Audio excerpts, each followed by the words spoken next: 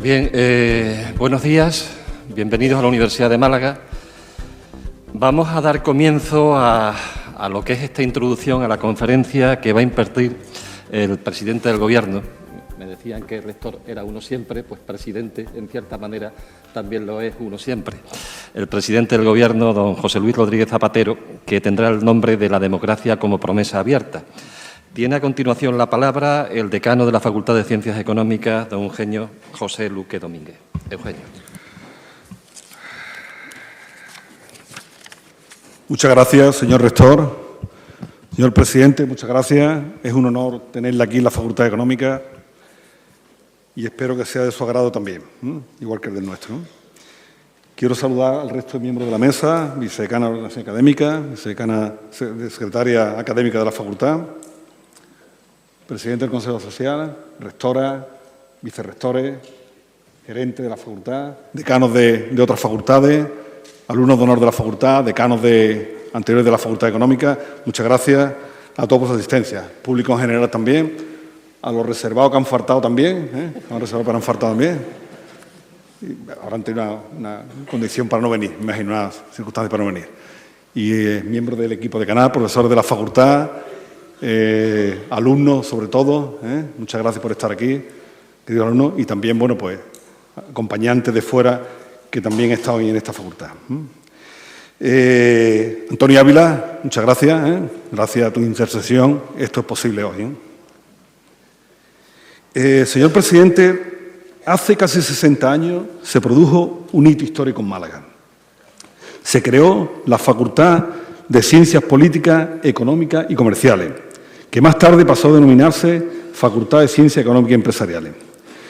Fue el primer centro universitario de Málaga, la primera Facultad Económica de Andalucía y la cuarta de España.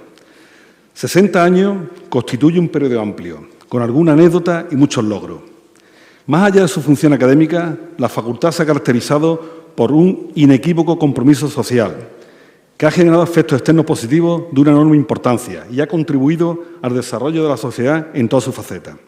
Así, en sus primeros años, asumió la responsabilidad de convertirse en un foro de discusión y contestación de unas instituciones políticas que no eran compatibles con la democracia, sin descuidar la formación de sus estudiantes, contribuyendo a la mejora de la organización de los procesos políticos.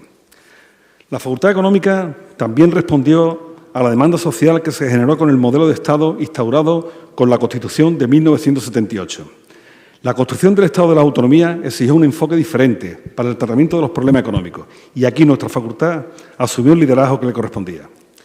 Si generalmente los centros de educación superior tienen un impacto significativo en el entorno territorial en el que se establecen, el caso de la Facultad Económica de Málaga ha sido especialmente evidente, contribuyendo decisivamente en su inicio al desarrollo integral de la región.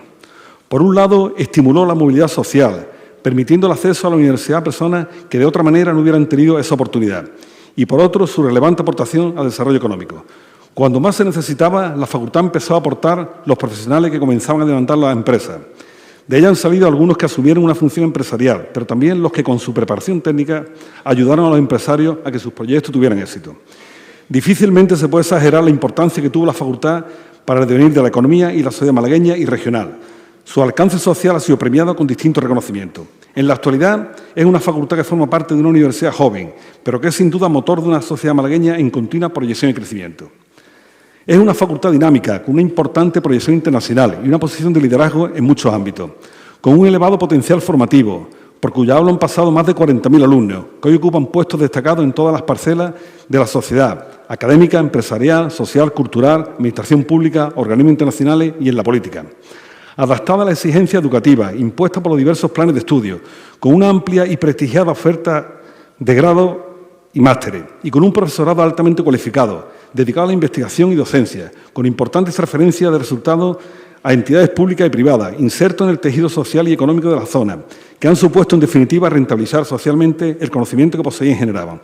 La Facultad de Ciencias Económicas y Empresariales de la Universidad de Málaga ha logrado ser una referencia no por una serie de afortunadas circunstancias, sino por el trabajo constante y generoso de todos los que han contribuido a su desarrollo. Señor presidente, bienvenido a la Facultad Económica, que hoy, a punto de cumplir 60 años, sigue siendo un espacio de libertad, en el que seguimos comprometidos con la formación y con la educación. Muchas gracias.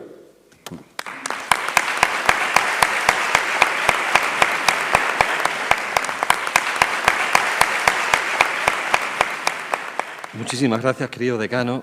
Tiene a continuación la palabra el presidente del Gobierno, don José Luis Rodríguez Zapatero.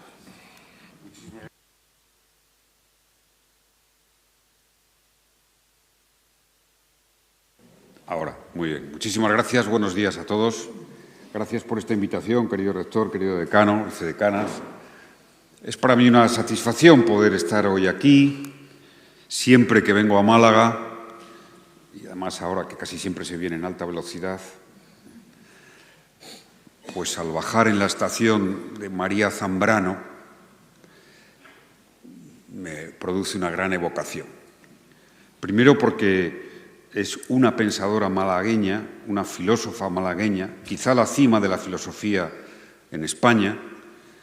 Es una de mis referencias intelectuales más profundas, más intensas, más queridas. Y además porque tuve la oportunidad, como presidente del Gobierno, de poder decidir que la estación de la alta velocidad en Málaga se llamara María Zambrano. Son de esas decisiones por las que merece la pena ser presidente del Gobierno.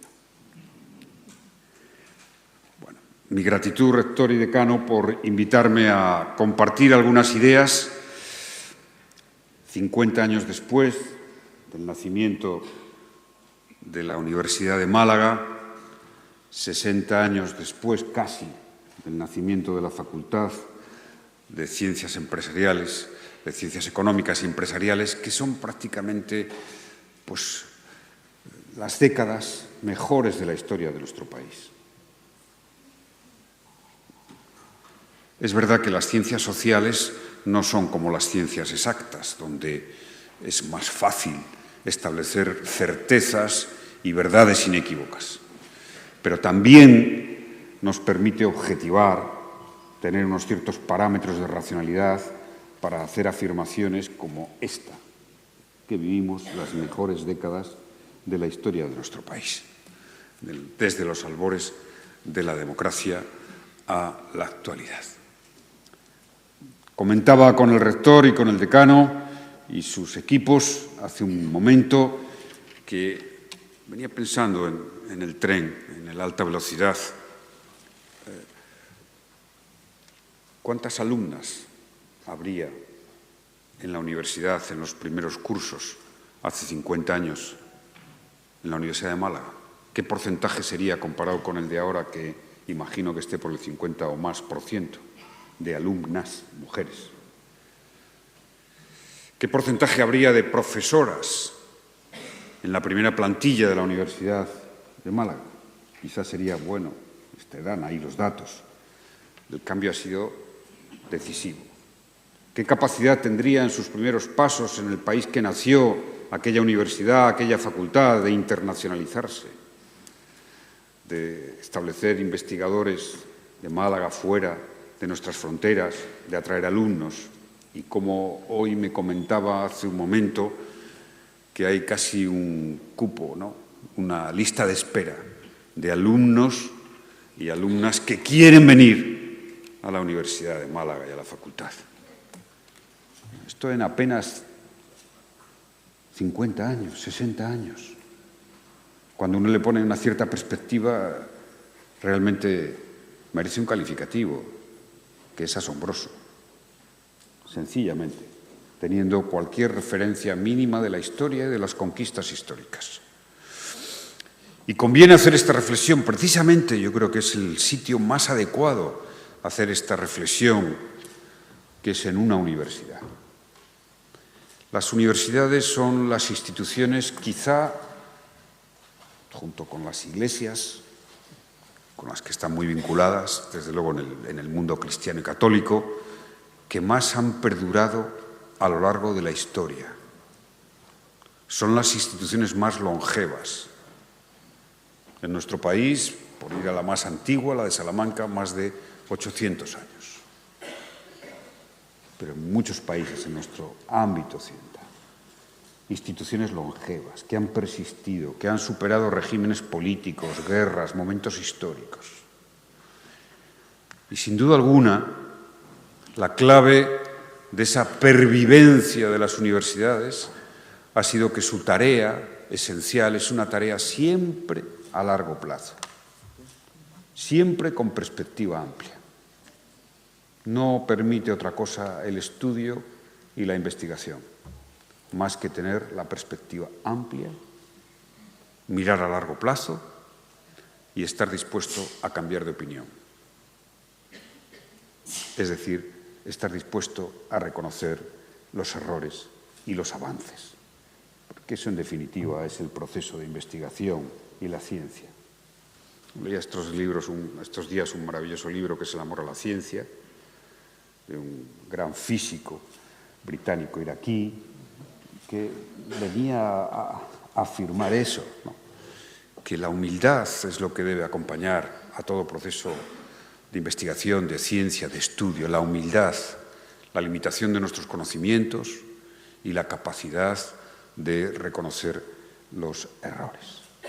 Por tanto, creo que es muy conveniente que cuando queremos aproximarnos a reflexionar sobre nuestro país, sobre la democracia, sobre el presente, sobre el futuro, aunque sean algunos apuntes, tengamos esa perspectiva amplia, mucho más estando en la universidad, que es quizá el único sitio que tiene, o el sitio que menos asedio puede tener de la aceleración del tiempo que vivimos, como consecuencia de la irrupción de las tecnologías de la comunicación y de eso que ha venido a llamar la posverdad, esa posverdad que yo creo que tiene algunas características muy singulares y muy preocupantes, ¿no? Permítanme que, recurriendo a la universidad, en este caso la de Oxford y su diccionario, recuerde qué es la posverdad. Está definida en el Oxford Diccionario como la información o afirmación en que los datos objetivos pesan menos para la opinión general que las apelaciones o emociones a creencias personales. Eso es la posverdad. De la aceleración de este tiempo, de las tecnologías de la comunicación, de las redes sociales, no les voy a dar ningún dato. Todos somos y todos las dominamos. Todos estamos absolutamente, o prácticamente todo el mundo, imbuidos en esa especie de nuevo horizonte y de nueva frontera que representa la relación del ciudadano con el conjunto de la sociedad y de la persona consigo mismo. Esa transformación que en nuestras más profundas convicciones y características provocan las redes sociales. No hay tiempo histórico para saber si va a ser positivo o negativo. Quizá, como casi siempre, puede haber de todo. En todo caso, les recomiendo la lectura de un filósofo coreano, de Byul-Chul Han, quizá el filósofo más leído en este momento, sobre las redes sociales, el impacto en cada uno de nosotros y la aceleración del tiempo en que vivimos. Universidad equivale a sosiego y a resistir el asedio de la aceleración y de la posverdad. A resistir el asedio de la aceleración y de la posverdad. Y a mantener la defensa a ultranza de esos grandes principios inequívocos, que los hay. Es verdad que la duda no es una condición agradable, pero la certeza es absurda, decía Voltaire, y tenemos que intentar lograr que esa duda intelectualmente abierta, que es sin duda alguna el método de la investigación, pues sea también el método del debate público. Para dudar hay que tener capacidad de escuchar, para dudar hay que reflexionar y para dudar y dudando se logra compartir muchas cosas. Les quiero hacer unos apuntes sobre la democracia como promesa abierta. La democracia como promesa abierta. El ángulo en el que quiero incidir es la democracia como la forma política que hasta ahora nuestra especie, en su capacidad civilizatoria, ha logrado más avanzada. La democracia como promesa abierta, lo que viene a suponer la democracia como cambio, la democracia como contingencia, la democracia como proceso. Viene a suponer una visión, si me permiten ustedes, bastante laica del proceso democrático, en el sentido de que, salvo algunos principios inequívocos, algunas certezas incuestionables, hay que tener una actitud abierta al cambio, al futuro. Por eso la democracia es una promesa abierta, en mi opinión. Es decir, siempre dispuesta a conocer nuevos horizontes, a ser susceptible a la innovación, a avanzar en conquistas y con las menos limitaciones posibles. ¿Cuáles serían esas certezas y esos principios normativos, valores incuestionables que nos aporta la democracia, que son inmanentes a la democracia? Para mí son los siguientes. Primero, la igualdad. La igualdad es la gran construcción del principio democrático. La igualdad es la contraseña de la democracia. Ahí es donde late el afán por la idea democrática, en el valor de la igualdad. Y, por tanto, en la condición exigente de tener una mirada, como diría Pierre de Rosanvallon, una mirada de que somos semejantes, si ya no iguales, porque a lo largo de la vida las circunstancias nos van a cambiar mucho, por lo menos aspirar a unas sociedades semejantes. Del valor de la igualdad nace, sin duda alguna, el sufragio universal, la elección de los gobernantes. Pero lo que identifica los avances democráticos, la profundización de la democracia, el logro de una sociedad que mire más por el bien común, es, sin duda alguna, la reducción de las desigualdades y el acercarse progresivamente a una sociedad de semejantes. Por supuesto, a la democracia le es imprescindible la libre discusión, la libertad de opinión, la democracia deliberativa, cuanto más amplia posible. Es la expresión máxima del pluralismo. Junto a ella, el principio de responsabilidad del poder. De hecho, hay pensadores que definen la democracia solo con dos principios. Uno, que se pueda cuestionar al poder, oponerse al poder. Y dos, que exista el derecho de propuesta política, de iniciativa, que comporta alternativa, pluralismo, etc. Junto a ello, sin duda alguna, para mí, la democracia tiene como principio inmanente la pacificación. La pacificación. Luego me referiré algo más en detalle a esto, pero retengan esta idea. No suele ser un principio que acompañe de manera inequívoca a los valores democráticos, como los que acabo de referir, que son incuestionables. Pero para mí la democracia convoca a la paz, a la pacificación, que es convivir y unir.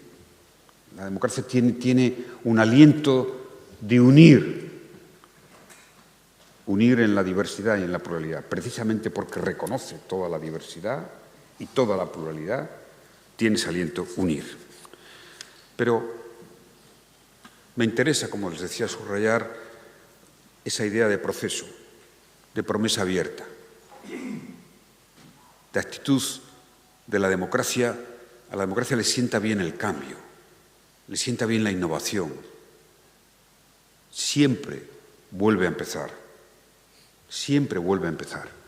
Es algo inherente a su propia condición. Quizá por ello, como María Zambrano dijo, todo lo que el hombre ha hecho en la historia lo ha soñado antes. Todo lo que el hombre ha hecho en la historia lo ha soñado antes. María Zambrano. Y es imprescindible que el sueño democrático, que el aliento democrático permanezca vivo, abierto, en aquello que supone construir una sociedad donde se nos reconozca como personas. Eso es lo que María Zambrano quería de la democracia, persona y democracia, y en el que el bien común, el bien público, tenga su primacía inequívoca, su primacía inequívoca. Bueno, ahí es donde se debaten las diferentes ideologías en torno a cómo cumplimentar los valores de la democracia, por sintetizar en dos grandes bloques. Las posiciones más en favor de un fin individualista, de la convivencia social y, por tanto, de la democracia, o un fin más en la idea de lo común como valor esencial de la democracia y del bien común y del bien de cada uno de nosotros. Pero quiero insistir en esa idea de proceso abierto. Hace pocas semanas, permítame que vaya a algún ejemplo, nuestra Constitución ha conocido una reforma trascendente, la del artículo 49 de la Constitución.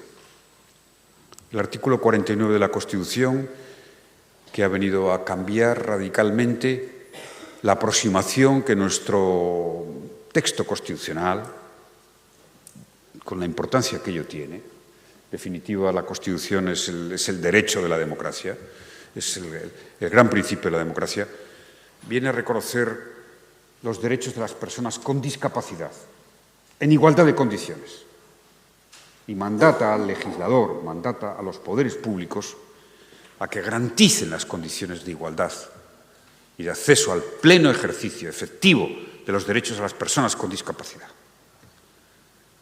Cuando nuestra Constitución se aprobó en 1978, hablaba de las personas con minusvalía, de los minusválidos.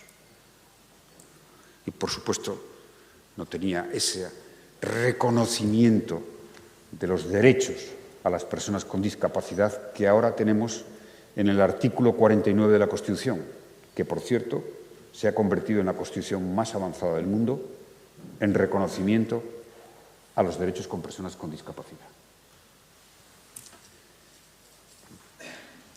Nuestro preámbulo constitucional mandata a los poderes públicos y a la sociedad en general en convertir a España en una democracia avanzada. Es decir, una democracia que vaya por delante, una democracia que innove, que arriesgue, porque eso es ser avanzada. Y, desde luego, hemos cumplimentado ese principio con la reforma del artículo 149 de la Constitución.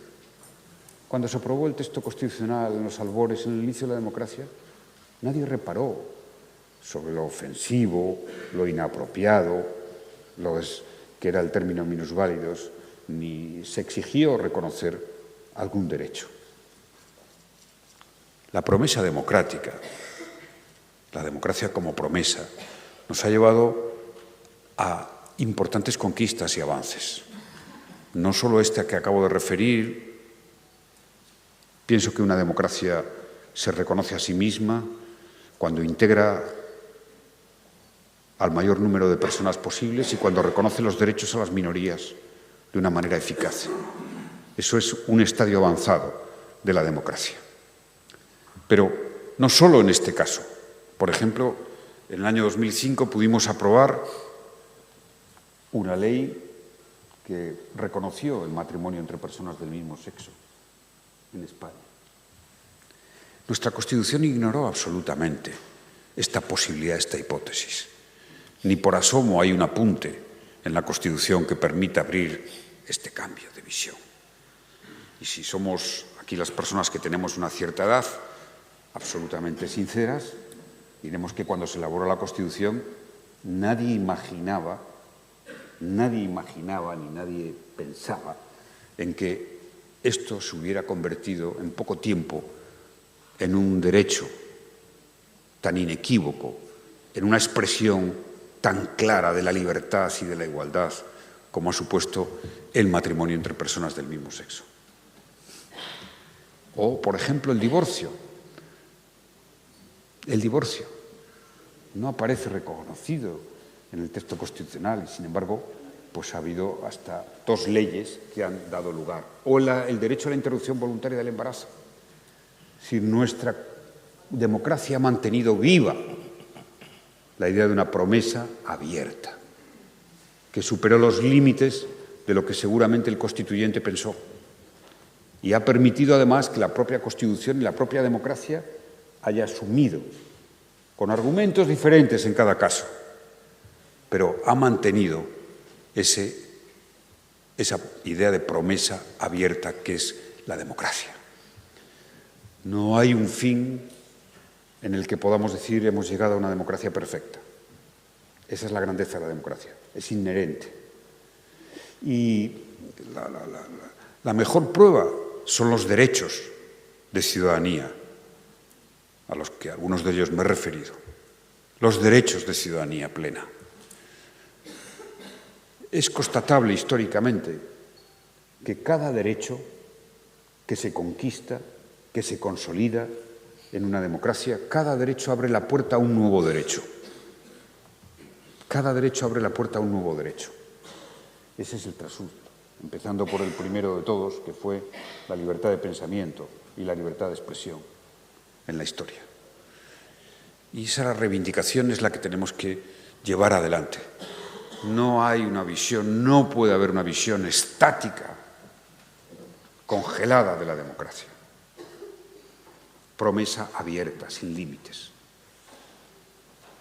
No solo es un reconocimiento a la capacidad ilimitada del progreso civilizatorio de nuestra especie, que está acreditado a lo largo de la historia. Hemos sido capaces de superar estadios y de avanzar en el reconocimiento de lo que es una persona, por volver a María Zambrano, de los derechos, de cómo convivir en la sociedad. Fíjense que la democracia convivió con la esclavitud. La democracia convivió con la esclavitud en las 2 grandes democracias del mundo, norteamericana y británica. Y si hacemos una lectura detenida, sosegada, la esclavitud es lo que más se opone a una concepción democrática, al valor de la democracia, porque es la negación radical de la igualdad y la negación de la libertad. Y sin embargo la democracia convivió con la esclavitud históricamente. Y la democracia convivió con la prohibición del sufragio a las mujeres hasta que se conquistó. Hoy, quizá en una generación más adelante, dentro de otros 50 años, pues recuerden como un momento y un estadio de nuestra democracia las conquistas de estos derechos que se han producido posteriormente a la Constitución. Y tengamos esa perspectiva. Insisto, la capacidad ilimitada de progreso de nuestra especie, la capacidad ilimitada del progreso civilizatorio que demuestra nuestra especie, cuando está del lado de la ciencia, cuando está del lado de la cultura, porque es impensable que estando del lado de la ciencia y de la cultura no se esté del lado de una cierta capacidad de compartir objetivamente principios y valores. Es verdad que hoy las democracias, menos la nuestra, les anticipo algunas de las reflexiones a las que me voy a ir acercando, las democracias como sistemas tienen amenazas, dificultades, debilidades, que están en la mente de todos. No hace falta hacer un repaso excesivo, pero recordemos que apenas un 7% de la población, un 8% de la población, según los índices disponibles, viven en democracias plenas, si es que podemos hablar de democracias plenas. Solo un 8%. Es el índice de Economist, que suele ser en democracias plenas. Junto con democracias, en fin, con fallos, podríamos decir, pues estamos en torno al 30 y tantos % de la población del mundo. Y un 40% viven en regímenes autoritarios y el resto en regímenes que podemos llamar híbridos. Por cierto, España está, por primera vez en la historia moderna y contemporánea, España está en ese grupo de países con democracias plenas. Estamos en la mejor liga posible. Y este índice que tengo aquí, que recoge año a año, ¿no? pues nos sitúa ahí. Pero hay pequeños altibajos. Los primeros siempre son los mismos, Noruega y Suiza, inequívocamente. Pero nosotros estamos dentro del grupo de democracias plenas, siendo una democracia no muy antigua, no olvidemos, no muy antigua, una democracia relativamente joven, lo cual pues tiene su valor político como autoestima de país. Al final, esto es un logro de la autoestima de país. Ahora bien, como les decía, por supuesto que tenemos la democracia como idea, como modelo, tiene debilidades, amenazas, lo estamos escuchando todos los días, ¿no? Yo quería hacer una referencia brevemente, quizá el coloquio nos permita, sobre cuál es, en mi opinión, la causa y cuál ha de ser la respuesta. La respuesta que será políticamente, llevará tiempo y será difícil. Y ahora estamos viviendo un momento de cambio geopolítico que se resumiría en que Occidente pierde importancia económica, política, cultural, y los países emergentes, es un grupo muy plural, muy diverso, van ganando de una manera inequívoca poder económico y poder político. La economía es decisiva, lo digo aquí en la facultad, no para halagarles, pero sí para la explicación de los procesos históricos. Es evidente que es fundamental. Pero lo que viene sucediendo de manera muy clara a partir de prácticamente el inicio de este siglo es un cambio de tendencia geopolítico en lo económico con sus consecuencias muy determinantes. Si Europa y Estados Unidos, lo que llamamos Occidente, llegó a ser el 60% del PIB mundial en los años 60-70 del siglo pasado, después del impulso de la victoria en la Segunda Guerra Mundial y de la práctica no existencia de otras potencias en Asia, pues hemos pasado a que ese casi 60%, siendo el 12, el 13, el 14% de la población del mundo, Estados Unidos y Europa, la Europa occidental que conocemos, tuviera el 60%. 14 de la población, 60% del PIB. Eso se está reequilibrando a marchas aceleradas a partir del año 2000, de tal manera que hoy prácticamente estamos 40 y tantos, lo que es Occidente y lo que es el mundo emergente. El gran cambio ha sido China, que ha pasado apenas del 3 al 18, 19% de la riqueza del PIB mundial en apenas 30 años. No hay un cambio más acelerado, profundo, intenso, que el que ha protagonizado China en los últimos 40 años. Es verdad que hasta 1850 era la primera potencia del mundo, la cual se ha olvidado con facilidad porque el dominio occidental ha sido muy poderoso y el de Estados Unidos. Bueno, eso es lo que estamos viviendo y eso son movimientos en todo lo que es el suelo del orden internacional o de la situación geopolítica, y eso explica, muy probablemente explique, que estamos viviendo en estos momentos el momento de más conflictividad bélica, de más guerras desde la Segunda Guerra Mundial. Y es preocupante. Para mí lo más preocupante. Lo más preocupante en el horizonte de las democracias es si vamos a democracias en las que la defensa de la democracia se articula a través de la defensa, es decir, de la posibilidad del uso de la fuerza como primer recurso,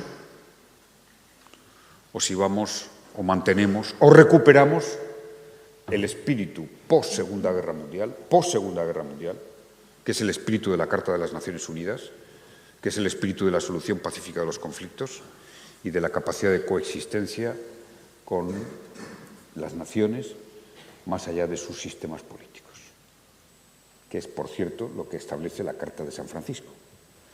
Mucho más en un mundo que, al haberse intensificado la globalización y la interrelación, nos ha enseñado alguna lección. Ya no hay crisis de impacto que sean de un país o de una región. Las crisis son globales. Lo fue la crisis financiera de 2008 y 2009, que es el momento en el que, digamos, estalla ese cambio geopolítico, geoeconómico y geopolítico al que me he referido. Lo es la crisis del cambio climático, que es global. Lo ha sido la crisis de la pandemia, de una manera absolutamente apabullante, cómo se extendió por todo el mundo y cómo esa crisis afecta, igual que las crisis bélicas que tengamos, bien sea en Ucrania o bien sea.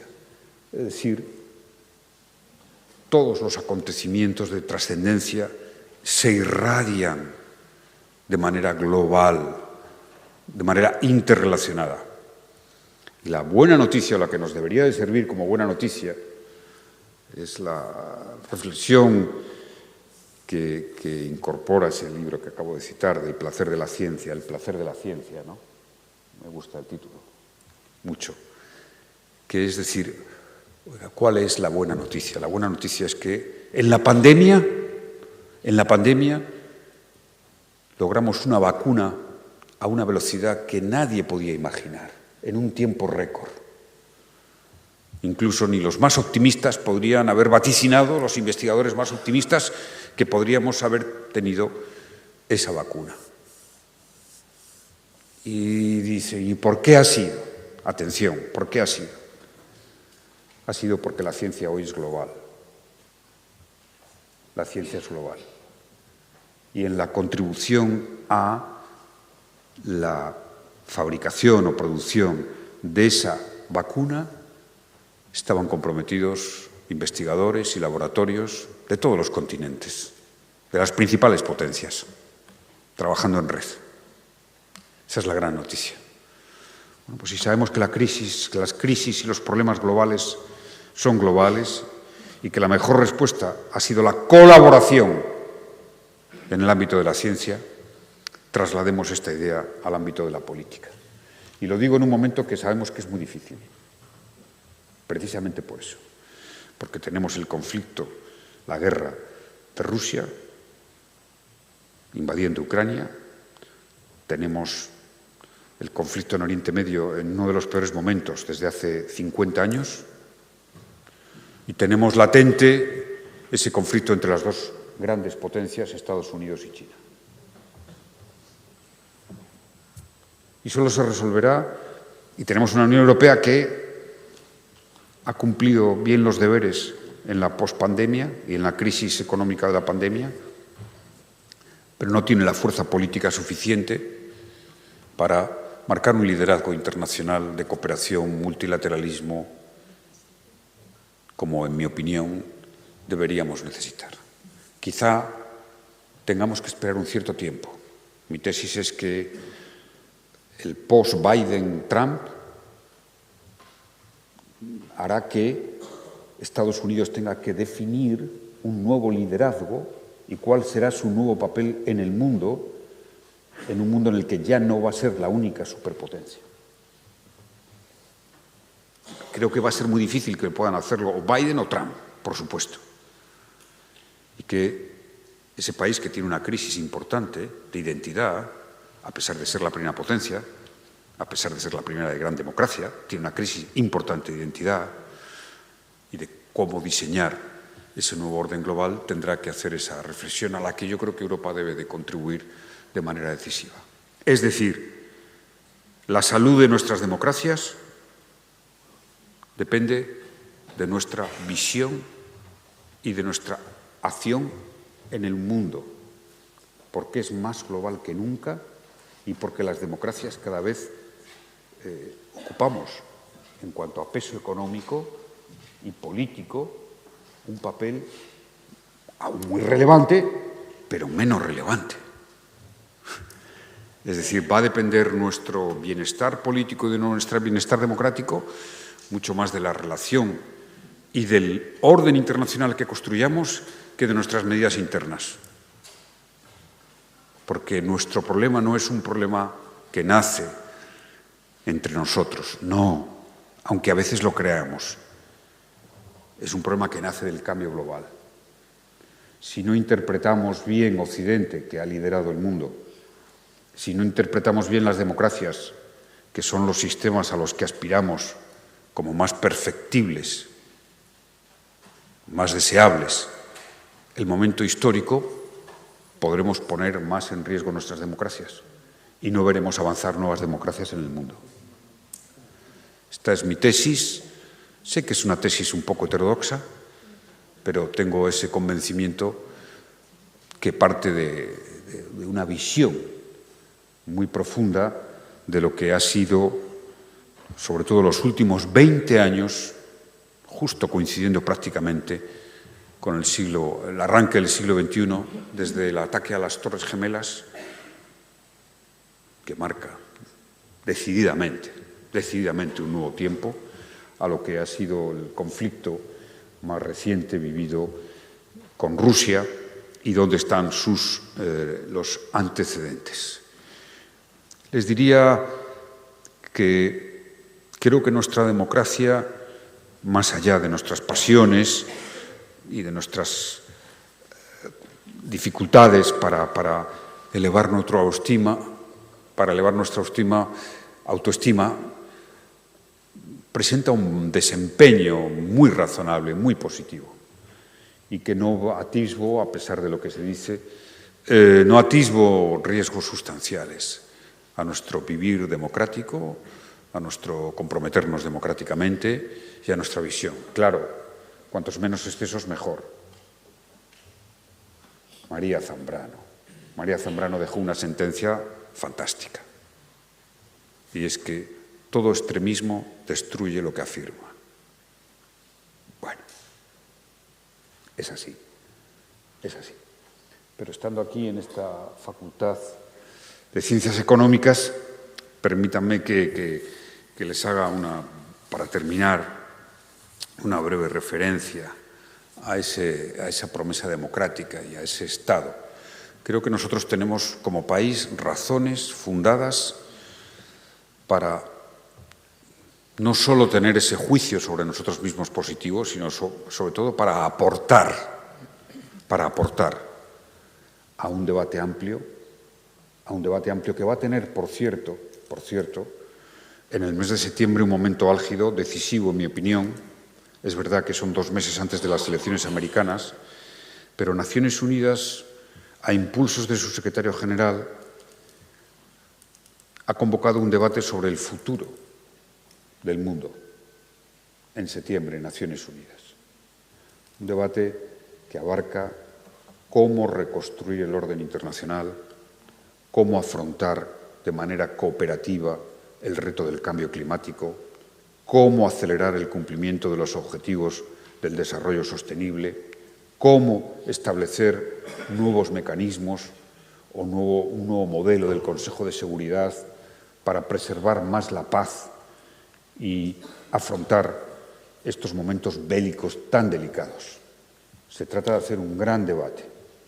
Creo que en su día, cuando se aprobaron los objetivos del milenio en el año 2000, que fue un momento muy potente en la historia de la humanidad, que luego se transmutaron en los objetivos del desarrollo sostenible, fue la primera vez que todos los gobiernos del mundo establecen un programa, un plan de lucha contra la pobreza,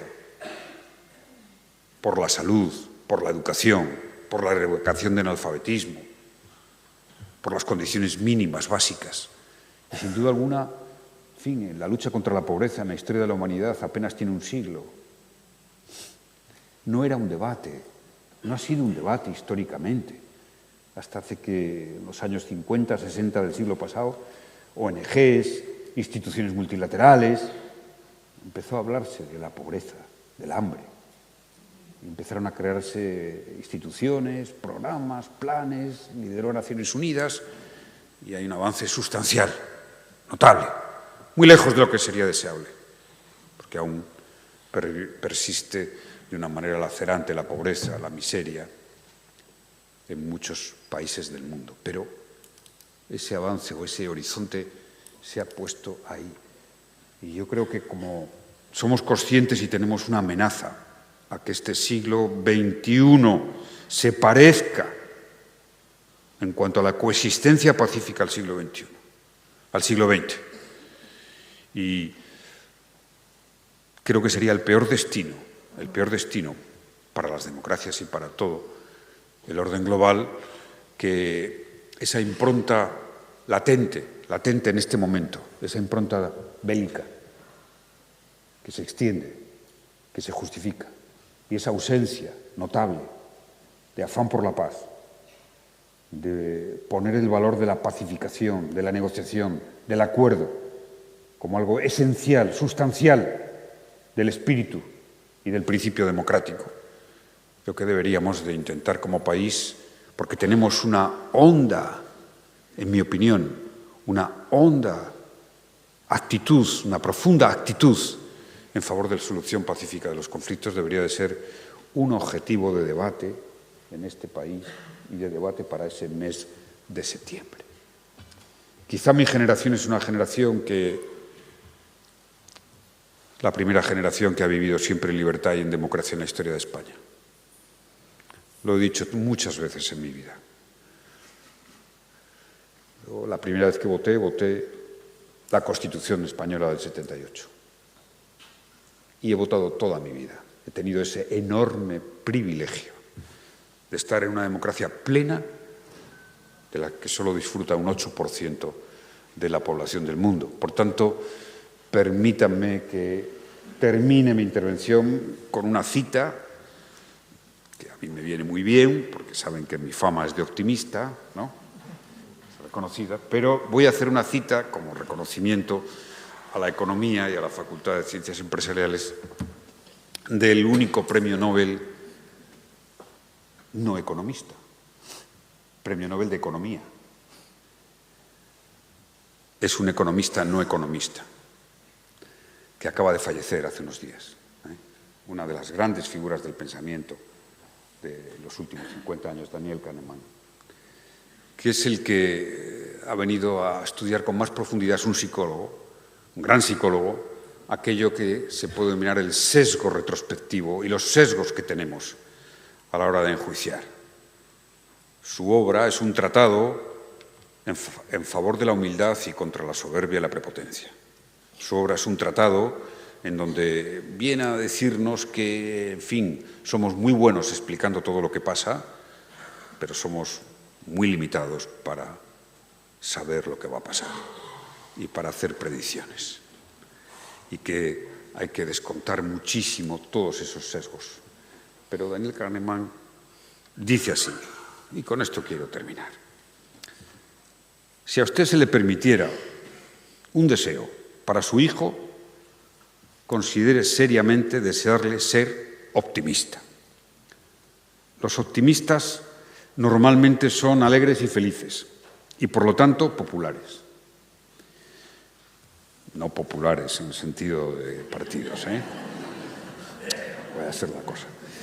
Son resistentes a la hora de adaptarse a los fracasos, cosa que es fundamental en la vida, y a las dificultades.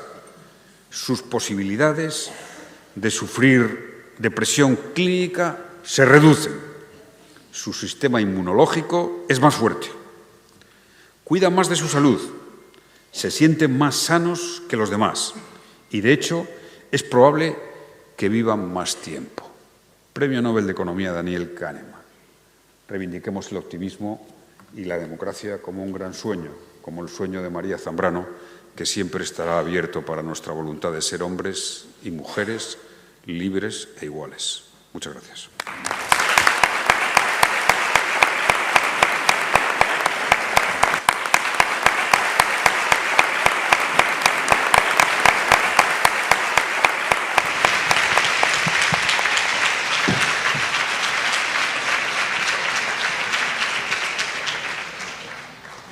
Presidente, muchas gracias por su intervención y, si le parece, abrimos un turno de preguntas. Perfecto. Allí han levantado Pedro y aquí también. Sí, aquí, pero el alumno. Se me oye, ¿no? Bueno, presidente, el cuerpo me pide hablarle de tú, pero el marco me invita a lo contrario. Así que le hablaré de usted. Usted ha venido a decirnos que el concepto de democracia es algo dinámico. Tiene una inercia en el tiempo, va evolucionando. Se supone que para mejor, para perfeccionarse y tal. Pero también es verdad que hoy día se está dando lo que algunos sectores llaman la batalla cultural, con la que pretenden retrotraernos a unas épocas en las que determinados avances que se han consolidado, o parece que se habían consolidado, se ponen en cuestión. Me gustaría que hiciera una valoración de esta cuestión. Después hay otro aspecto que usted también ha tocado repetidamente, y es el papel o el rol de la ciencia en el marco de la democracia. Yo soy un firme partidario de la ciencia como un referente básico en la democracia. No solamente como fuente de conocimiento, sino sobre todo como fuente de pensamiento y de valores.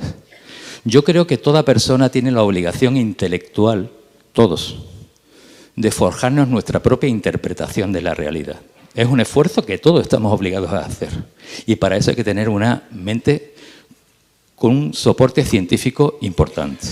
Yo creo que la ciencia, desde esa perspectiva de lo que es conocimiento y valores, se debería de democratizar, que llegara a toda la ciudadanía y que todo el mundo tuviera la capacidad de interpretar esa realidad por sus propios medios y por sus propios pensamientos. Le agradezco enormemente su presencia aquí y yo me emociono no solamente por tenerlo delante. Muchas gracias. No, muchas gracias por las palabras y concepto. La batalla cultural. Sí, siempre que los avances se han intensificado, sobre todo en derechos y en cambio de percepciones de valores, por ejemplo, el valor de la igualdad de mujeres y hombres, ¿cómo no va a haber reacción? Yo antes comentaba, se lo recomiendo, es un libro de una profesora de Granada, de una investigadora sobre el mundo de la arqueología, que se titula Prehistoria de mujeres, ¿no? Y cómo la arqueología, la ciencia de la arqueología, ha venido proscribiendo a las mujeres y el papel histórico de las mujeres en los museos y en la prehistoria. Es decir, que cómo no una discriminación, la más clara, la mayor desigualdad que ha habido en la historia, que es la que han sufrido las mujeres, si es de siglos, pues cuando se produce un cambio tan intenso como se ha producido, intenso en términos de tiempo histórico, porque ha sido muy poco tiempo, en favor de la igualdad, pues produce reticencias, porque es romper un esquema de dominio, de interpretación de la vida, de lo que es el gobierno de los hombres como el gobierno, de las cosas. En definitiva, tiene que haber. ¿Cuál es, en mi opinión, la aproximación? Bueno, la aproximación ha de ser siempre el diálogo y el debate. El debate es todo lo que se pueda aproximar al debate intelectual, a la ciencia, pues da resultado.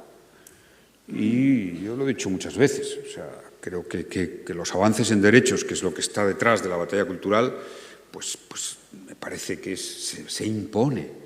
Podrá haber un momento pequeño, que haya pero al final eso es imparable.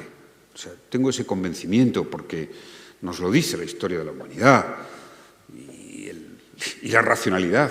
Es razonable la igualdad de derechos entre hombres y mujeres, que es uno de los puntos de la batalla cultural, quizá el mayor, o sea, donde se centra, ¿no? Es muy paradigmático, pero quizá es expresivo de que el poder patriarcal, como se dice, ha sido tan poderoso, tan inmune a cualquier ataque durante tanto tiempo. Apenas hace un siglo que la primera mujer pudo acceder a la universidad, a estudiar en España. Pero es que a principios del siglo pasado todavía hubo una gran discusión entre científicos de todo tipo sobre si había una igualdad en las condiciones intelectuales de la mujer con el hombre. Eso en Estados Unidos. Después de siglos, siglos, siglos, siglos. Es decir, no es extraño que haya esa reacción de la batalla cultural. Creo que la batalla, que no es batalla para mí, porque ¿qué batalla puede haber en querer que todos seamos más iguales que nunca en la historia? No entiendo qué batalla, no entiendo qué amenaza, no entiendo qué pone en cuestión. Por tanto, creo que como no tiene un fundamento, pues eso se va a imponer. Claro, la ciencia es fundamental, es fundamental. Es decir, ¿cuáles son los países más de esta lista, ¿no?, que tengo aquí, del índice famoso, los que están cerca del 10? Son los países nórdicos, Suiza, Noruega, Dinamarca, Finlandia. ¿Qué características podemos poner de esos países? 3, yo diría. 3, claras, inequívocas. 1, son los países donde hay más igualdad entre mujeres y hombres. Son los índices máximos. 2, son los países donde más instrumentos musicales y libros hay en los hogares. Cultura, conocimiento, ciencia. Y 3, son los países donde pagan impuestos con más satisfacción y orgullo. Punto. Y tienen, por cierto, impuestos altos. Por cierto, un gasto público alto.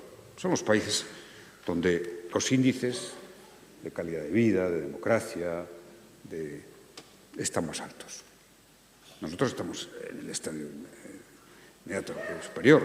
Para el tiempo que llevamos, comparativamente, hemos avanzado mucho. Es como nuestro estado de bienestar. A veces se compara con algún país europeo, pero ¿cuándo empezó nuestro estado de bienestar? Hace 40, 50 años, y sin embargo el de ellos lleva 80, 90 años. Por tanto, sí, la ciencia, sí, claro, el conocimiento, cómo no. Es la clave, al final. Todos lo sabemos. Es un aliento social, ¿eh? Es un aliento social. ¿Hay negacionistas? Sí. Realmente uno se sorprende. Yo me sorprendí en la pandemia, cuando vi algunas manifestaciones de gente en la calle y tal, creyendo que las vacunas nos instalaban chips.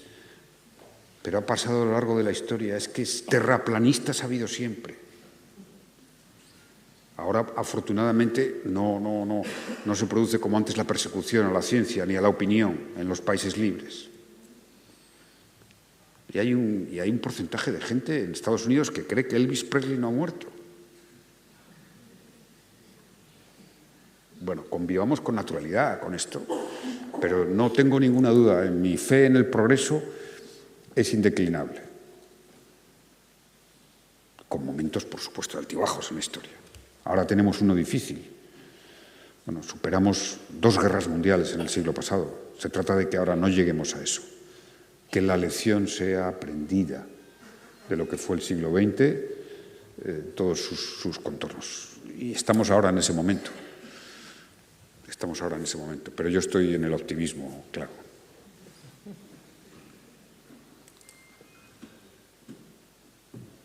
A ver, por favor, señor Zapatero. Perdón, gracias. Permítame un reconocimiento, un comentario y una pregunta directa. Reconocimiento por el reconocimiento del derecho de los homosexuales a casarse. Gracias en la parte que le toca. Un comentario. Hablar de democracia es hablar de Estado de Derecho, igualdad ante la ley y separación de poderes.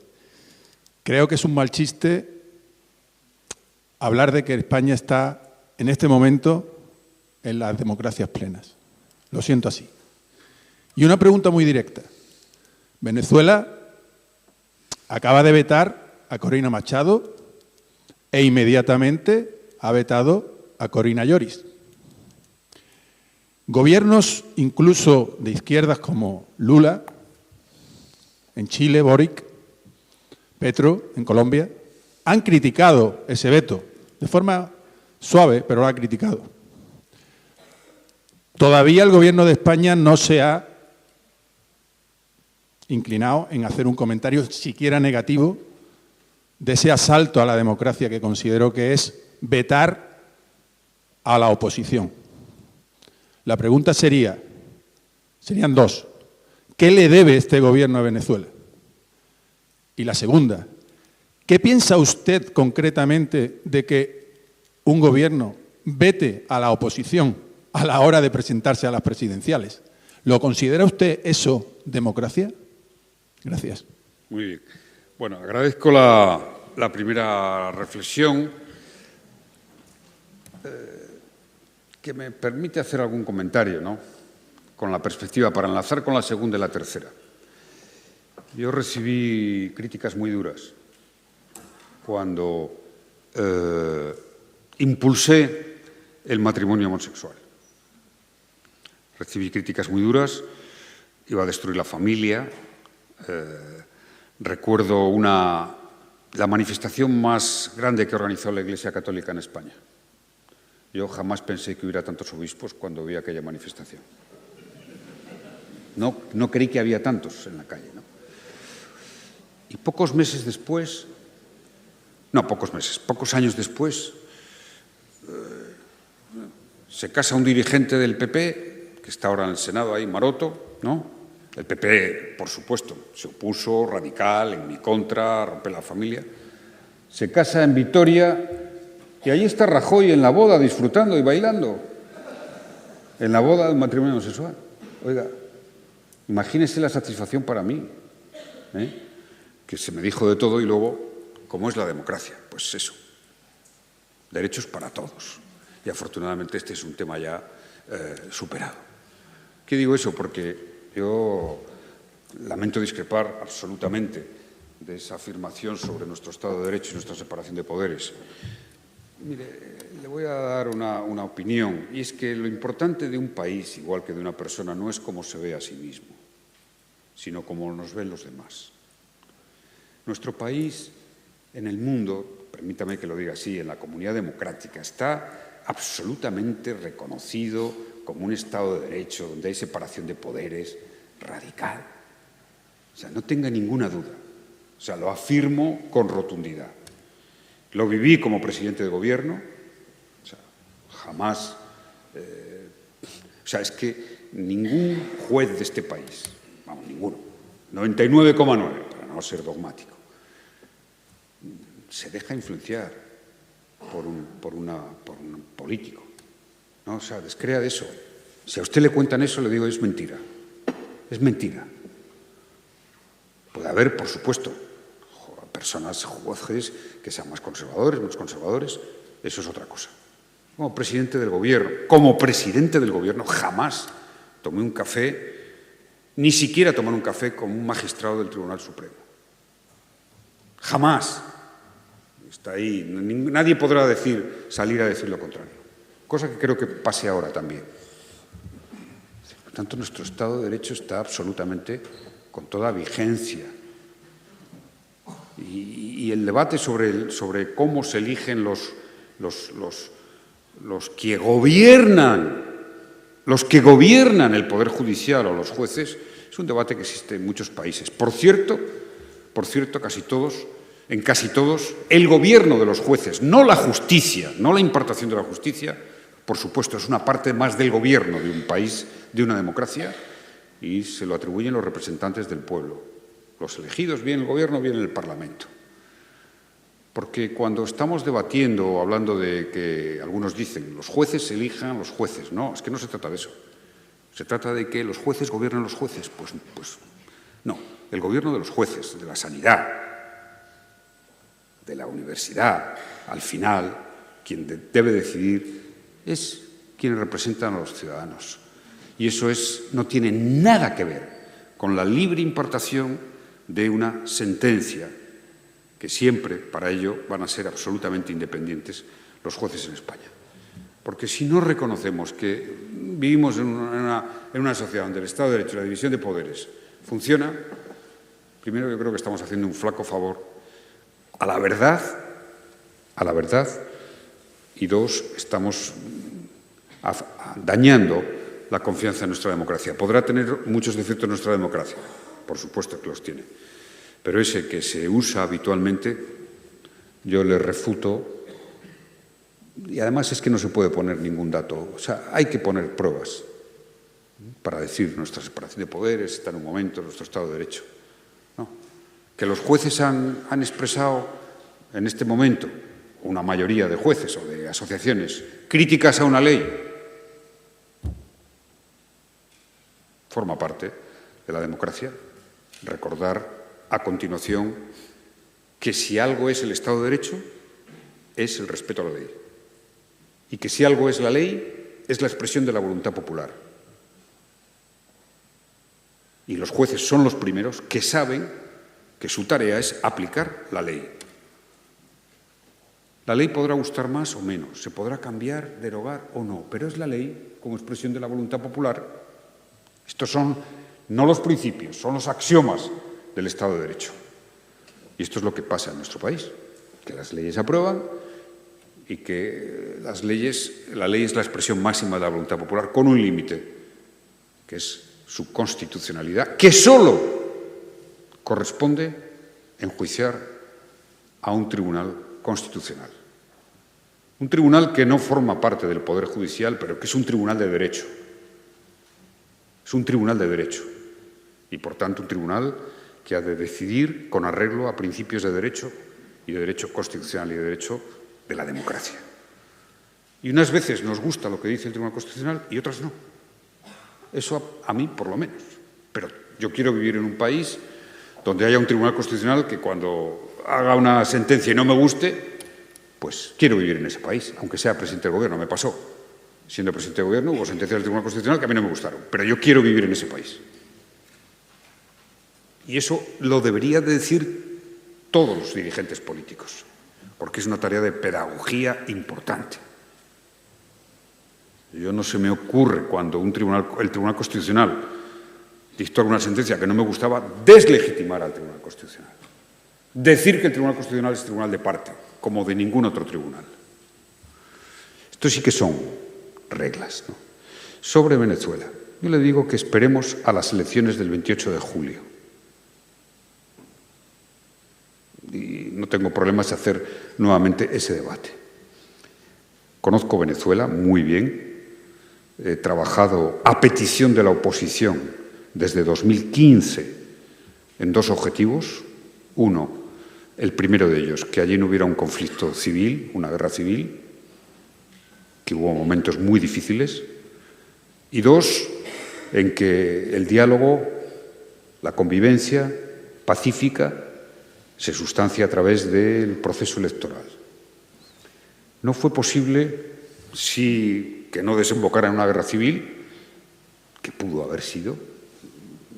Fíjese, el momento en que estamos, eso ha sido posible con todas las dificultades y con todo lo que ha sufrido y está sufriendo Venezuela. Y ahora se trata de hacer que la vía electoral dirima el conflicto histórico que hay. Permítame que diga que conozco ese país muy bien y que no me muevo ni por prejuicios, ni por posiciones consolidadas. No, por lo que yo he vivido y he visto y he conocido. Que esto es muy importante en la vida, muy importante en la vida. Entonces, vamos a ver qué pasa el 28 de julio. Vamos a ver cuántos candidatos de la oposición están. Por supuesto, aun saliendo de un conflicto o intentando salir de un conflicto, que no es una circunstancia normal, cuanta más participación política, yo no voy a entrar en los casos concretos, porque, en fin, mi deseo es que lleguemos al 28 de julio, que se vote y esperemos a ver qué sucede. Porque lo más importante es que frente al 2018, que fue el otro momento donde hubo unas elecciones que ganó Nicolás Maduro, pero es verdad que la oposición no se había presentado, prácticamente. No había casi nadie de la oposición y, por tanto, pues claro, tuvimos un problema muy serio, mal resuelto, que fue toda la operación Guaidó, en mi opinión, mal resuelto. Y ahora hemos vuelto otra vez al momento en el que hay que intentar ir a unas elecciones, todos tenemos que ayudar a que esas elecciones sean lo más participativas y lo más libres posible. Y esperemos. Hay muchos candidatos, opositores, yo les conozco, a muchos de ellos. He trabajado con ellos, sí, les conozco. Alguno hasta liberé yo de la cárcel, como Manuel Rosales, que es candidato opositor, que se enfrentó a Hugo Chávez. Yo cuando llegué a Venezuela estaba en prisión y yo, como él sabe y él ha reconocido, ayudé mucho a su liberación. Y ahora es candidato otra vez. Vamos a esperar al 28 de julio. Dejemos a ese país que ha hecho un proceso de diálogo y de acuerdos entre una parte de la oposición importante y otra. Vamos a ver cómo se sustancia. Yo, sí, le contesto. Le he contestado intensamente. A mí me parece bien cuando vamos a ver los resultados de cómo termina, no lo que sucede hoy. Esto es así de relevante. Entonces, bueno, cuando lleguemos a esas elecciones, pues cada uno que juzgue. Desde luego, lo que puedo asegurarle es que solo el diálogo lleva a salidas conflictivas por la vía de la mejor resolución. Y Venezuela es un ejemplo de eso. Fíjese, yo creo además que va a ser que esas elecciones van a dar muchas respuestas y seguramente tendrá que haber mucha reflexión autocrítica a partir del 28 de julio. Una última palabra. Ahí hay un alumno que tiene pedida la palabra desde el principio, Pedro. Por ahí.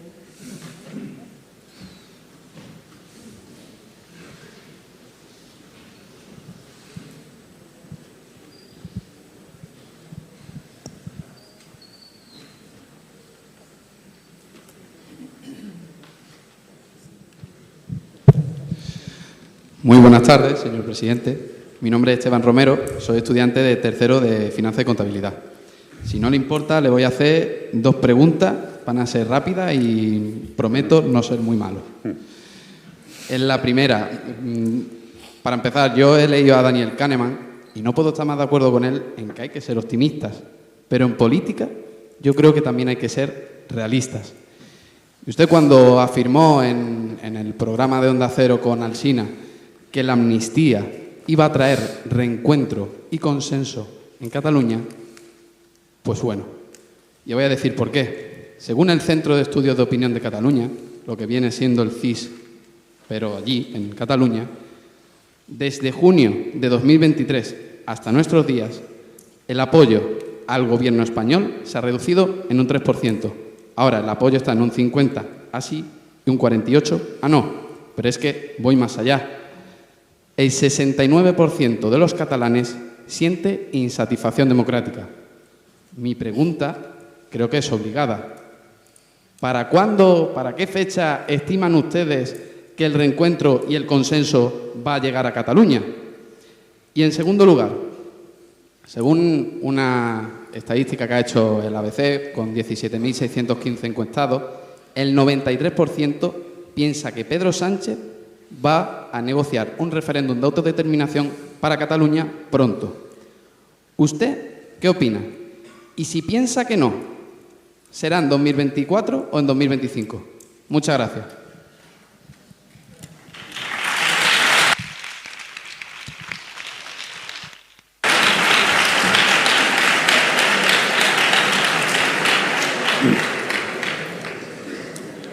Sí, lo he expresado ya en alguna ocasión, lo reitero hoy. Pienso que la amnistía va a ser un factor de reencuentro, de conciliación, de reconciliación y que va a producir un efecto positivo en ese conflicto que tiene más de 2 siglos, entre una parte importante de Cataluña y su visión de acomodo y su entendimiento del conjunto de España. Lo pienso y lo veo necesario después de lo que sucedió en 2017, donde ahí sí que el conflicto llegó a su máxima intensidad, el distanciamiento a su momento más álgido y donde por primera vez nuestra integridad territorial corrió un cierto riesgo. Hace muy poco tiempo de algo tan grave como lo que ocurrió, que exigió un 155, procesos penales, etc. Yo les llamo la atención sobre algo, es decir, esto es, en fin, puede tener la perspectiva que se quiera, pero fíjese que ocurrió lo que ocurrió, hubo un 155, que como saben es la medida más drástica que la Constitución permite, nada más y nada menos que quitar a un gobierno y a un parlamento elegidos democráticamente. Eso es el 155. Que, por cierto, el PSOE apoyó, era Rajoy presidente del Gobierno, como hemos apoyado siempre las grandes cuestiones, como yo apoyé al señor Aznar con un pacto antiterrorista para acabar con ETA. Bueno, pues con tanta gravedad aquella crisis, 6 años después, pienso que la situación, y con cualquier ciudadano de Cataluña que hables, es mucho más tranquila de lo que se vivió en aquel momento, y la relación o la posición de las instituciones catalanas en relación con el conjunto de España mucho más dialogante que cuando se llegó a una ruptura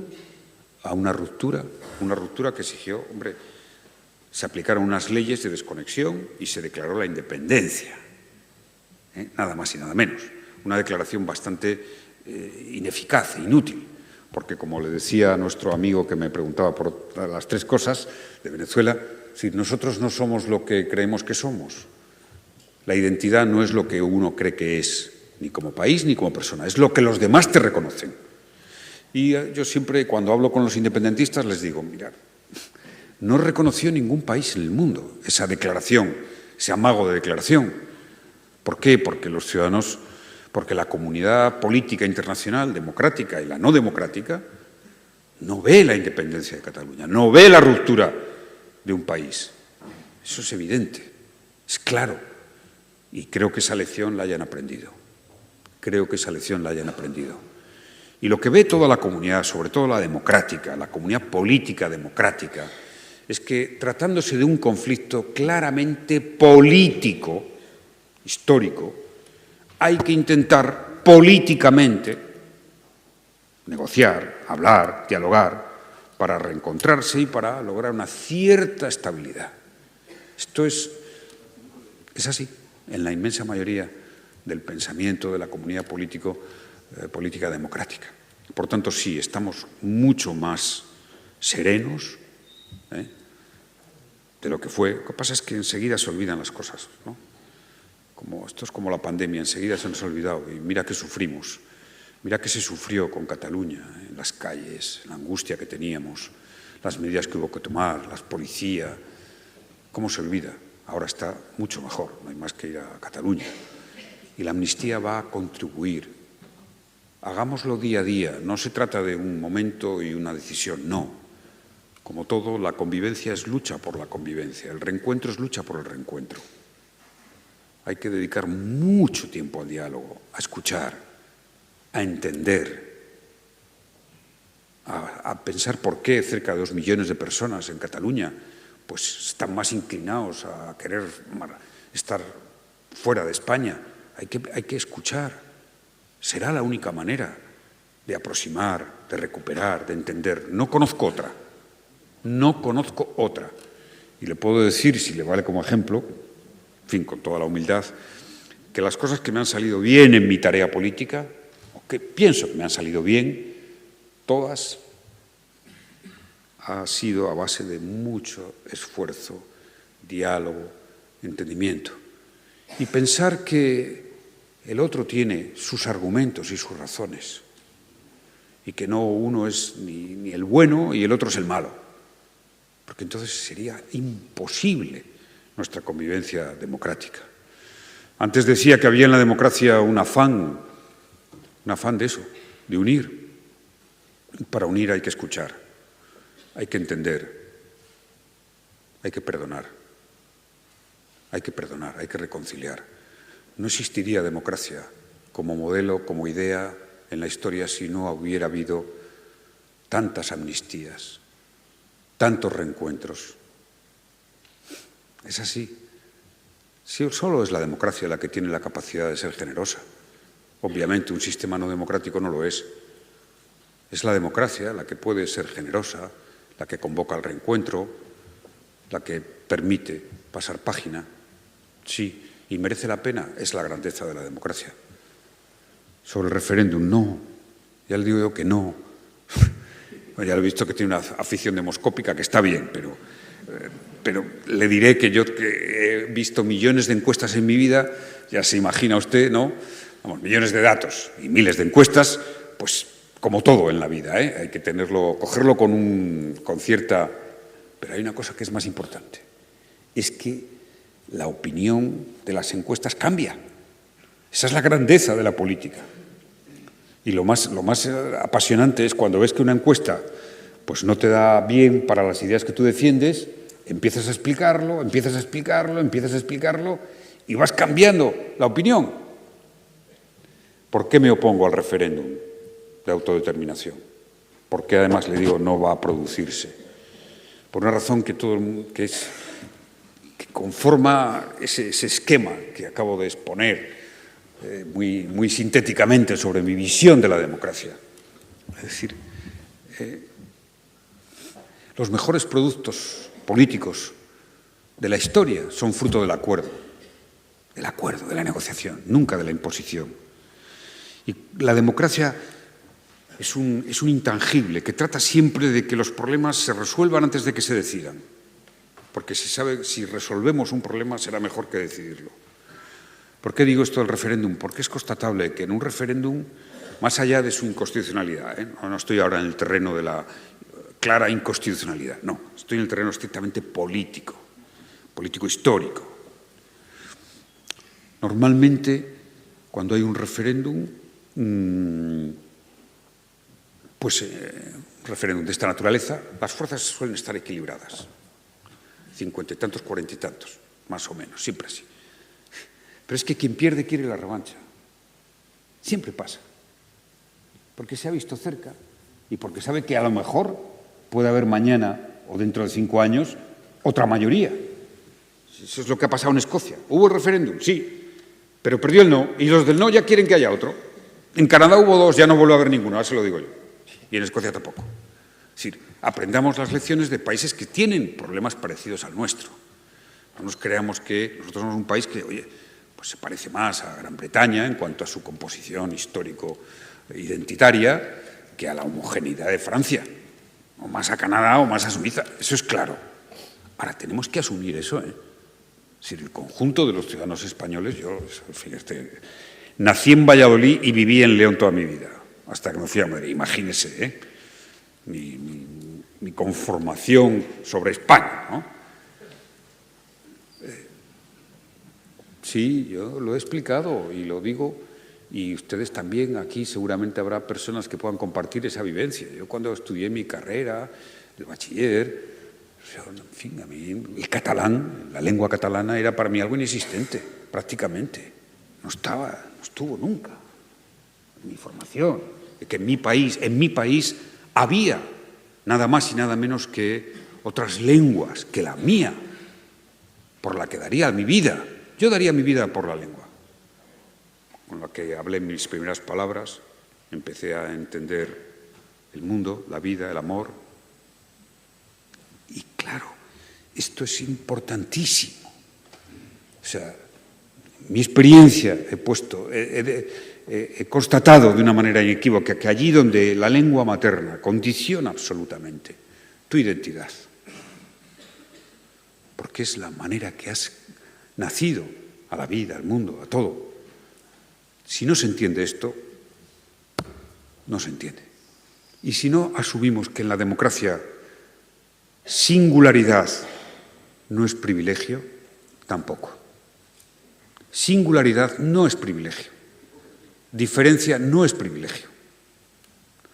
Y yo lo digo aquí en Andalucía, tiene valor, decirlo aquí, pero creo que debo hacerlo.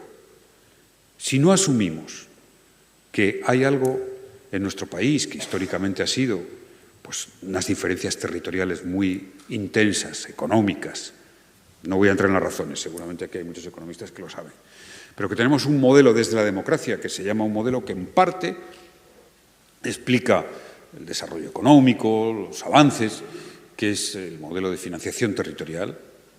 Es financiación territorial.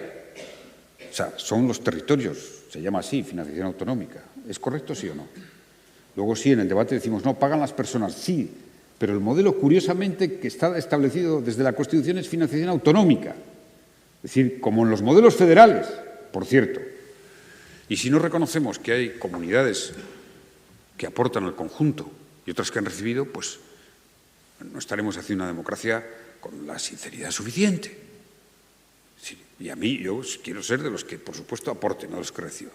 Y si no reconocemos que esta es la democracia de la solidaridad, que ha sido la democracia de la solidaridad, pongo el ejemplo siempre, porque está en mi tierra, no hablo de Andalucía. 4.000 millones de euros ha costado llevar la alta velocidad desde León a Asturias. 50 kilómetros. Para reducir el tiempo de viaje en menos de una hora. Porque atravesar la cordillera Cantábrica, Pajares, que yo, en fin, vi en mi etapa los túneles que había que hacer allí, es un esfuerzo. Creo que muy pocos países, por no decir casi ninguno, haría ese esfuerzo con una comunidad de 1 millón de habitantes que es Asturias. Solidaridad, lo que ha caracterizado y caracteriza nuestro sistema de reparto, que siempre se debatirá, por cierto, siempre se debatirá. Pero bueno, por el referéndum no va a haber. 1, 2, yo siempre he estado en contra y me manifiesto en contra y lo defenderé convencido de que no soluciona el problema, lo suele prolongar para volver a empezar.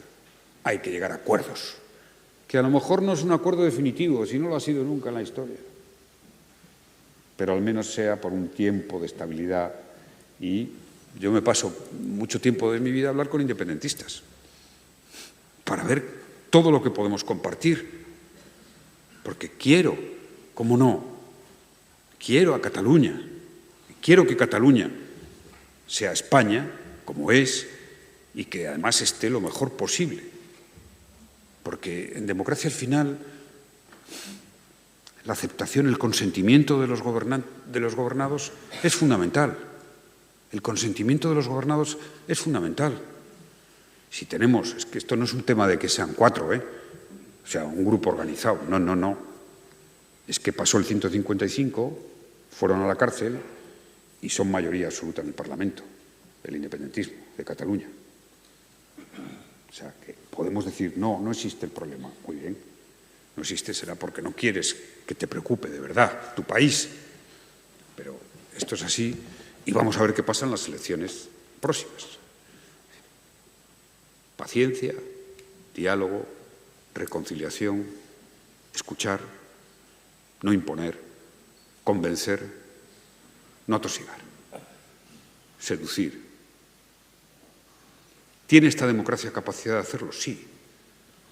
Sí, ¿cómo no? Si hemos hecho estos logros que hemos hablado aquí, incluso terminar con la violencia política, después de 2 siglos ininterrumpidos de violencia política en nuestro país, por guerras, por terrorismo, por dictaduras, se terminó la violencia política.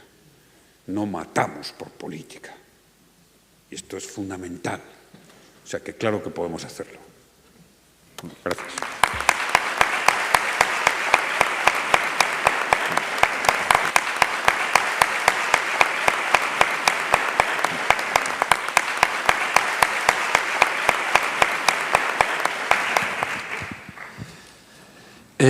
Bien, creo que no vamos muy bien de tiempo, pero yo no me resisto, señor Zapatero, en este 20 aniversario de su primer gobierno, de su nombramiento. Podríamos decir, siguiendo el tono optimista, que ha venido a celebrarlo a la Universidad de Málaga, el 20 aniversario.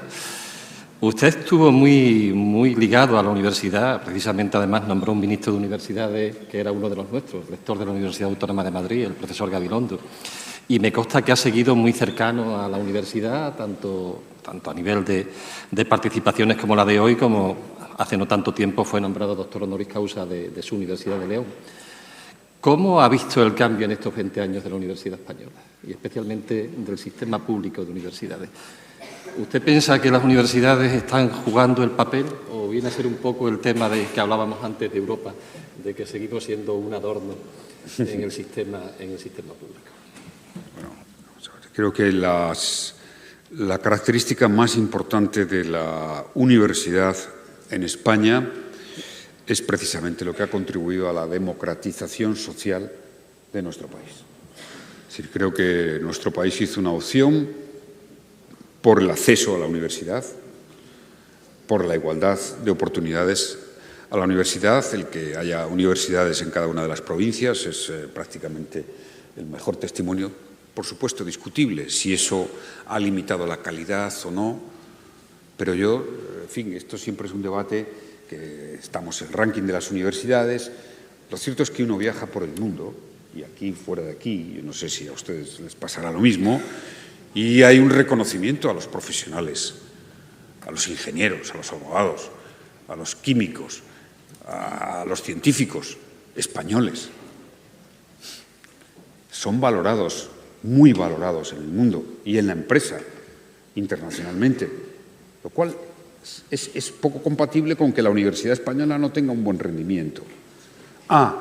Me dices, en el apartado de la ciencia y la investigación. Claro, pero es que los países somos geografía e historia. Y nuestra historia es la que es. Tenemos un premio Nobel en ramas de ciencia, uno solo. Poco valorado, porque Ramón y Cajal es el padre fundador de la neurociencia y hoy es una disciplina esencial, donde, por cierto, más avances y más difíciles se producen los investigadores. Por cierto, esto del optimismo, Ramón y Cajal dijo una frase que yo repito mucho, y es que dijo: la vida es vida cerebral. La vida es vida cerebral. Ramón y Cajal.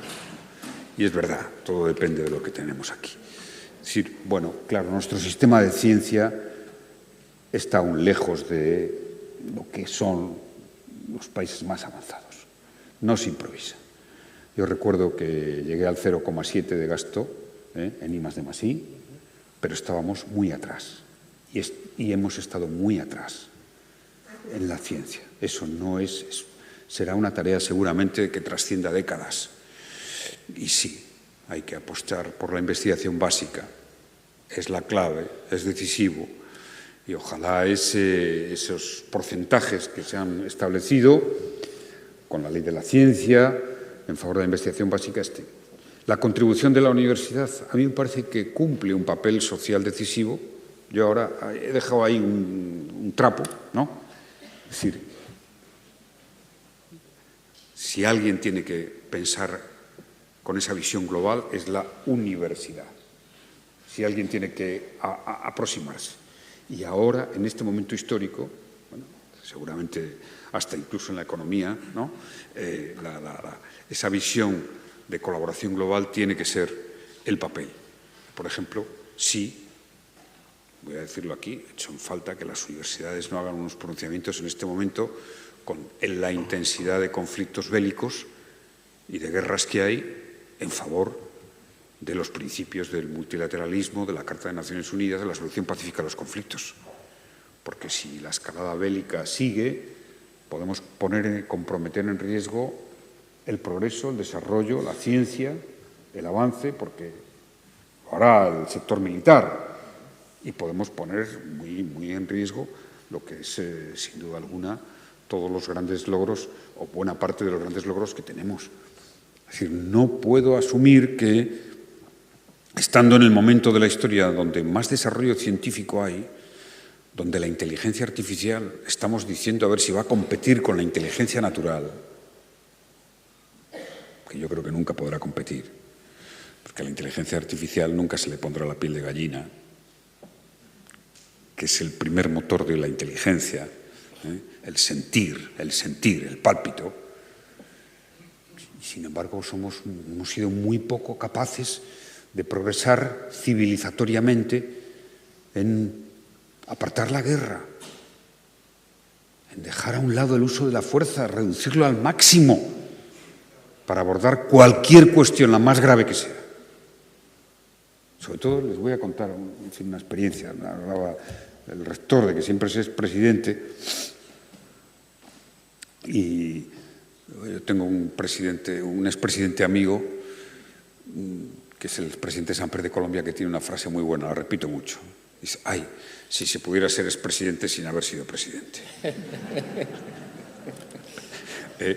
Bueno, pues es algo de eso hay, ¿no? Es mucho más agradable ser expresidente, pero claro, te quedan cosas muy satisfactorias de haber sido presidente del gobierno. Yo les invito a creer en la democracia. Yo era un joven profesor de Derecho Constitucional en una universidad parecida en edad, que era la de León. Sí, tenía la pasión política desde que me salieron los dientes, esa es la verdad. Pero clase media, provincial, sin pertenecer a ninguna familia de importancia política de nada, ni económica de nada. Y yo decidí intentar ser presidente de gobierno. Y nadie me lo impidió. O sea, la democracia es verdad. Nuestra democracia es verdad, yo soy un ejemplo, ¿no? ¿Por qué diría lo contrario? Normalmente los expresidentes pues tienen una cierta tendencia a ver las cosas más negativamente. Yo no pienso que cualquier tiempo pasado fuera mejor. No. Tenemos esa tendencia cuando ya sobre todo las canas nos emergen, ¿no? Pero no es verdad. No es verdad. Cualquier tiempo pasado fue distinto. Y además, si tú quieres reconocer tu tarea contigo mismo, que es lo más importante al final. Porque las cosas en la vida se hacen para que sean, no para que te las reconozcan. Se hacen para que sean, no para que te las reconozcan. Si te las reconocen, mejor, claro. Pero no es imprescindible. Si crees que has hecho una tarea, pues habrás hecho una tarea para que lo que venga sea mejor. Tus discípulos, ¿no? Aspirarás a que sean mejores que tú, como tu maestro seguro o tu maestra seguro que aspiró a que tú la superaras. Esa es la lógica, yo creo que racional, civilizatoria. Y por tanto, me parece que la universidad tiene ese papel. Creo que nuestra universidad y nuestra ciencia en general necesita una estabilidad en la financiación para acortar el terreno y una participación en el debate público. Pero dos cosas para terminar. Uno, ha sido decisiva, como decía, para la democratización social, para las oportunidades que han llegado a mucha gente, que jamás hubiera llegado si no hubiera tenido. Yo tuve muchos compañeros, alguno que llegó a ministro, compañero del alma hoy fallecido, que si no hubiera habido universidad en León no habría estudiado una carrera universitaria, seguro, no podría económicamente permitírselo. Y llegó a ministro. Y esto está en el mérito de las universidades, del modelo de la Universidad Española. Y segundo, el reconocimiento fuera. No podemos cubrir el tiempo que la historia no nos dio. Nuestro país, claro, pues en las artes, claro, tenemos 4 de los mejores 10 pintores de la historia son españoles. El Greco, Velázquez, Goya, Picasso.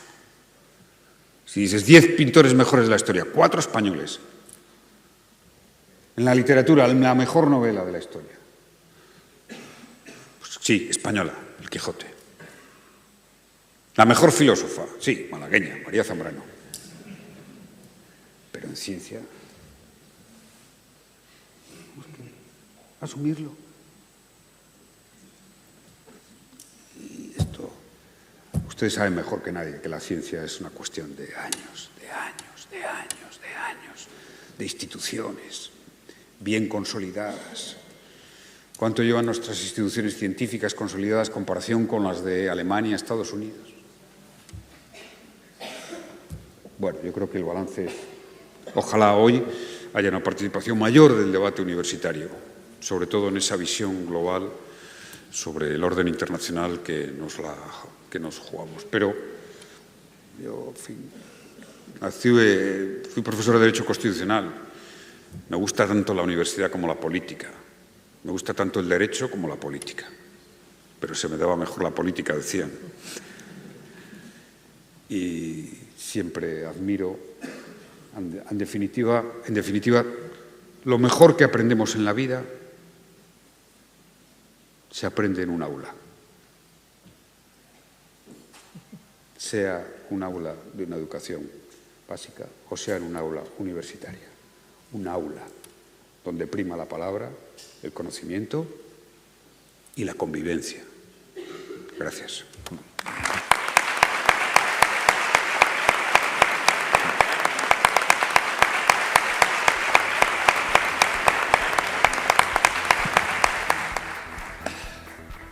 Es un honor, señor presidente, tenerlo en nuestra universidad, que es la suya. Muchísimas gracias.